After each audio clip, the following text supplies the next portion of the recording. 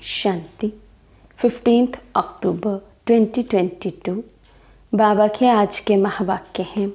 बाबा समझाते, मीठे बच्चे, सवेरे सवेरे उठ याद में बैठने का अभ्यास डालो। भोजन पर भी एक दो को बाप की याद दिलाओ। याद करते करते तुम पास विद ऑनर हो जाएंगे। तो सवेरे सवेरे अमृत वेले उठने का अभ्यास करना है और उठकर केवल बैठ नहीं जाना है, बाबा को याद करना है, माना अलर्ट होकर बैठना है। बाबा की याद में मगन होकर समय को सफल करना है। भोजन पर भी बाबा कहते एक दो को बाबा की याद दिलानी है। प्रश्न है, किस एक कमी के कारण बच्चों की रिपोर्ट बाप के पास आती है? बाबा समझाते, कई बच्चे अभी तक प्रेम स्वरूप नहीं बने हैं। मुख से दुख देने वाले बोल बोलते रहते हैं, इसलिए बाप के पास रिपोर्ट आती है। बच्चों को बहुत प्रेम से चलना है। अगर स्वयं में ही कोई अवगुण रूपी भूत होगा तो दूसरों का कैसे निकालेंगे? इसलिए देवताओं जैसा प्रेम स्वरूप बनना है, भूत निकाल देना है। गीत है, आखिर वे दिन आया आज। ओम शांति। बच्चे गरीब नवाज बाप को जान चुके हैं और बाप की याद में बैठे रहते हैं। भला आँखों से किसी को भी देखें, कर्म इंद्रियों से कर्म भी करें, परंतु गाया जाता है, हाथों से कर्म करते रहो, दिल माशूक तरफ लगाते रहो। ब्राह्मण कुलभूषण जानते हैं और उनसे ही बाप बात करते हैं कि आधा कल्प तुमने बाप को याद किया। ड्रामा अनुसार अब तुमको बाप की स्मृति आई है कि सृष्टि चक्र कैसे फिरता है। सारी दुनिया विस्मृति में है। बाप की रचना को और बाप के पतित से पावन बनाने व सर्व की सद्गति करने के कर्तव्य को कोई भी नहीं जानते हैं। बाबा कहते सब विस्मृति में है, ना बाबा को जानते, ना रचना को जानते हैं और ना ही वे कैसे आकर हम पतित आत्माओं को पावन बनाते ये जानते। तुमको स्मृति आई है कि सृष्टि चक्र कैसे फिरता है, हम 84 का चक्र कैसे लगाते हैं। जिन्होंने सतयुग से लेकर कलयुग के अंत तक पाठ बजाया है, वही अभी भी बजाएंगे। सतयुग से लेकर कलयुग तक जन्म लेते नीचे उतरते आए हैं। अब कलयुग अंत में तुम्हारी चढ़ती कला है। कहते हैं चढ़ती कला तेरे भाने सर्व का भला। तो तुमको सारी स्मृति आई है। इसको कहा जाता है स्मृति लब्धा नष्टो मोहा। किस द्वारा स्मृति आई है? बाप द्वारा। अपने आप स्मृति नहीं आई। तुम जानते हो हम आत्मा परम पिता परमात्मा की संतान है। ये शरीर तो लौकिक बाप ने दिया। अब पारलौकिक बाप कहते हैं ये पुराने शरीर का भान छोड़ो। जैसे सर्प पुरानी खाल छोड़ता है और नई लेता है, ये बात सतयुग से लगती है। तो तुम भी सतयुग से लेकर खाल छोड़ना शुरू करेंगे। हर जन्म में जब शरीर बदलने का समय होगा, बाबा कहते खाल बदलेंगे, माना देह त्यागेंगे। अब तुम्हारा अंतिम जन्म है। बाप कहते हैं बाकी थोड़ा समय है। तुमको धीरज मिला है, तुम खुशी में हो कि हम फिर से बाप द्वारा सुख का वर्षा पा रहे हैं। सुख का वर्षा तो बाप द्वारा मिलेगा ना, ये बात कोई मनुष्यों की बुद्धि में नहीं आती। वे लक्ष्मी नारायण के मंदिर में जाएंगे तो उनकी बुद्धि में ये नहीं आएगा कि ये कौन है। ये तो भक्ति मार्ग में हाथ जोड़कर कहते रहते हैं, तुम मात पिता हम बालक तेरे। शिव बाबा तो सबसे बड़ा ठहरा। शिव बाबा बागवान भी है, क्योंकि नए दैवी बगीचे का कलम लगाते हैं, तो खुद माली भी है और हाथ पकड़कर साथ ले जाते हैं। तो बाबा माली, बागवान और खिवैया कैसे है, ये सब तुम बच्चे ही जानते हो। ये सब अनेक नाम हैं, उनको लिबरेटर भी कहते हैं। तो जैसा जैसा बाबा ने कर्तव्य किया वैसा वैसा बाबा का नाम रख दिया। याद भी उनको करना है। बाबा कहते हैं यहाँ आते हो तो शिव बाबा को याद करके आओ। हमने तो शिव बाबा को अपना बनाया है। ब्रह्मा ने भी उनको अपना बनाया है, तो हम उनको ही क्यों न याद करें।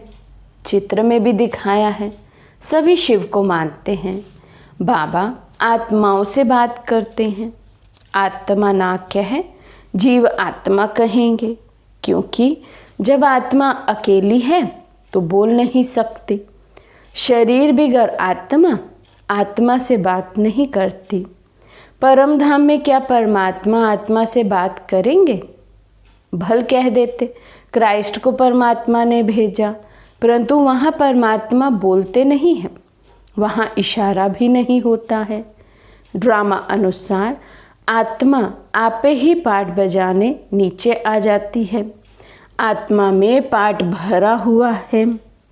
तो बाबा कहते परम धाम से ऑटोमेटिकली आत्मा नीचे आ जाती है जब उसके पाठ बजाने का समय होता है। ऐसा नहीं कि परम धाम में भी बैठकर बाबा कोई आत्माओं को डायरेक्शन देते हैं।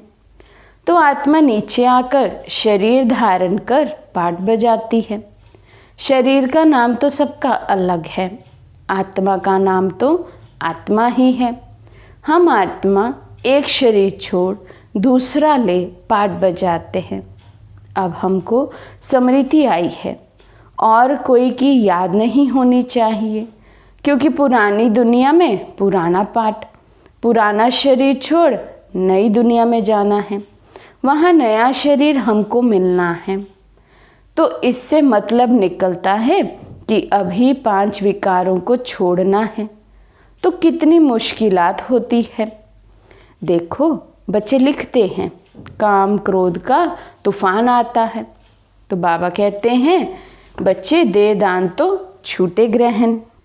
इस समय आत्मा पर ग्रहण लगा हुआ है। पहले तुम 16 कला संपूर्ण थे, अब 9 कला है। जैसे चंद्रमा की भी पूर्णमासी के बाद धीरे धीरे कला कम होती जाती है, अंत में जरा सी लकीर रह जाती है। तुम्हारी भी अभी वही अवस्था है। बाबा कहते हैं दे दान तो छूटे ग्रहण। अगर विकारों का दान देकर फिर वापस लिया तो ऊंच पद पा नहीं सकेंगे। यहाँ विकारों की ही बात है, पैसे की बात नहीं। हरिश्चंद्र का मिसाल है ना, धन दान में देकर वापस नहीं लेना चाहिए। वास्तव में है विकारों की बात। विकार दान में देकर वापस नहीं लेने चाहिए। दिल अंदर देखते रहो कि हमारी दिल बाबा से लगी हुई है, जिससे हमारा जन्म जन्मांतर का ग्रहण छूटा है। समय तो लगता है, एकदम तो नहीं छूटता। जो कर्म भोग रहा हुआ है उसकी निशानी है बीमारी। तूफान आते हैं, इसका कारण पूरा योग नहीं है। बाप कहते हैं और संग तोड़ मुझे एक संग जोड़ो। और सत्संगों में माशूक को जानते नहीं, ये भी नहीं जानते कि आत्मा में 84 जन्मों का अविनाशी पाठ नूंधा हुआ है। पहले हमारी बुद्धि में भी नहीं था, तो औरों की बुद्धि में कैसे होगा। जो हम देवता घराने के थे वे भी नहीं जानते थे। अब तुमको स्मृति आई है कि हम ब्राह्मण हैं, फिर सतयुग में प्रारब्ध शुरू हो जाएगी। फिर जो कर्म हर एक ने सतयुग में किए थे वही रिपीट करेंगे। संस्कार इमर्ज होते जाएंगे। ये जब बाबा की महिमा करते हैं, ज्ञान का सागर, प्रेम का सागर, तो हम भी प्रेम सीख रहे हैं। हमारे मुख से ऐसे शब्द नहीं निकलने चाहिए जो किसी को दुख मिले। अगर किसी को दुख दिया तो समझना चाहिए हमारे अंदर भूत है, फिर लक्ष्मी को वर नहीं सकेंगे। बाप के बने हैं तो लक्ष्मी को वरने लायक बनना चाहिए। अगर कोई भूत रह गया तो त्रेता में चले जाएंगे। बच्चों में क्रोध नहीं होना चाहिए, बड़े प्रेम से चलना चाहिए। देखो बाबा के कितने बच्चे हैं, तो भी बाबा क्रोध थोड़ी करते हैं। तो तुमको भी बड़ा प्रेम स्वरूप बनना है। अभी कई बच्चे प्रेम स्वरूप नहीं बने हैं। कभी कभी रिपोर्ट आती है तो वे भी समझ जाते हैं कि इनमें भूत है। जिसमें खुद भूत है वे औरों का क्या निकालेंगे। बड़ा प्रेम स्वरूप बनना है और यहाँ ही बनना है। देवता प्रेम स्वरूप है ना। देखो लक्ष्मी नारायण का चित्र कितना खींचता है, तो हमको भी ऐसा बनना है। तुमको पति क्रोध करता है तो भी प्रेम से बात करनी है। ये नहीं उनमें भूत है तो मुझ में भी आ जाए, नहीं, मेरे में जो अवगुण है कैसे भी करके अवगुणों को निकालना है। बहुत बहुत मीठा बनना है। किसी ने कहा लौकिक बाप गुस्सा करता है, तो मैंने कहा कि जब वे क्रोध करता है तो तुम अच्छे अच्छे फूल चढ़ाओ तो वे वंडर खाए, फिर वे ठंडा हो जाएगा। बड़ा युक्ति से समझाना है, क्योंकि रावण राज्य है ना। हम हैं राम की संप्रदाय, खुद ना बने तो दूसरों को क्या बनाएंगे। इसलिए स्थापना में देरी पड़ती है। एक तो प्रेम से चलना है, दूसरा समृद्धि में रहना है, स्वदर्शन चक्रधारी बनना है। धंधा तो करना ही है, इसलिए सुबह का समय बहुत अच्छा है। पूरे दिन में तो बाबा कहते हैं ऐसे फुर्सत से बैठने का समय नहीं मिलता, इसलिए सुबह सुबह उठकर बाबा की याद में बैठना है। कहते हैं ना सवेरे सोना सवेरे उठना, इसलिए सवेरे सवेरे उठ यहाँ आकर बैठो तो 5 मिनट भी याद ठहरेगी। फिर धीरे धीरे आदत पड़ने से याद पक्की हो जाएगी। अच्छा, खाना खाते हो तो देखो कि कितना समय बाबा की याद में खाया। अगर सारा समय याद किया तो वे भी बड़ी बहादुरी है। भोजन पर 1-2 को इशारा देना है कि बाप को याद करो। एक एक गिट्टी पर याद दिलाओ। हमारा है ही सहज योग। अभी बुद्धि में ज्ञान आया है। परम पिता परमात्मा को सर्वशक्तिमान कहते हैं, तो उनमें भला क्या शक्ति है। ये नहीं कि बॉम्ब्स बनाने की शक्ति है, नहीं, उनको याद करने से विक्रम विनाश हो जाते हैं। ये शक्ति है ना। देखो है कितना भोला और शक्ति कितनी है। यथार्थ रीति याद करने में मेहनत है, तो मेहनत करनी चाहिए। सुबह का समय अच्छा होता है। भक्ति में भी सवेरे सवेरे उठते हैं, ज्ञान में भी सवेरे का समय बहुत अच्छा है। बाप कहते हैं मैं कल्प में एक ही बार आता हूँ तुमको साथ ले जाने के लिए, तो बिल्कुल खुशी खुशी से जाना है, दुख धाम से निकलना है। ऐसी स्मृति होगी तो डरेंगे नहीं। कितनी भी परीक्षाएं आए तो भी स्मृति पक्की रहनी चाहिए। ऐसी अवस्था जमानी है। अब तुम बच्चों को हम सो हम का अर्थ भी समझाया है। हम सो परमात्मा नहीं, लेकिन परमात्मा का बच्चा हूँ। ये हो गया हम सो के चक्र का दर्शन। इस याद से ही खाद निकलेगी। खाद निकालने का समय ही है अमृत वेला। तो पास विद ऑनर बनने के लिए कृष्णपुरी का मालिक बनाने वाले बाप को याद करना है। अच्छा, मीठे मीठे सिक्की लदे बच्चों प्रति माता पिता बाप दादा का याद प्यार और गुड मॉर्निंग। रूहानी बाप की रूहानी बच्चों को नमस्ते। हम रूहानी बच्चों की रूहानी बाप दादा को दिल व जान सिक व प्रेम से नमस्ते नमस्ते नमस्ते जी। धारणा के लिए मुख्य सार। फर्स्ट पॉइंट, धंधा आदि करते भी स्वदर्शन चक्रधारी बनकर रहना है। 1-2 को बाप की याद दिलानी है। कितनी भी परीक्षाएं आ जाएं तो भी स्मृति में ज़रूर रहना है। सेकंड पॉइंट, विकारों का दान देकर फिर कभी वापस नहीं लेना है। किसी को भी दुख नहीं देना है, क्रोध नहीं करना है। अंदर जो भूत है उन्हें निकाल देना है। आज का वरदान है, मालिकपन की स्मृति द्वारा परवश स्थिति को समाप्त करने वाले सदा समर्थ भव। मालिकपन की स्मृति द्वारा परवश स्थिति को समाप्त करने वाले सदा समर्थ भव।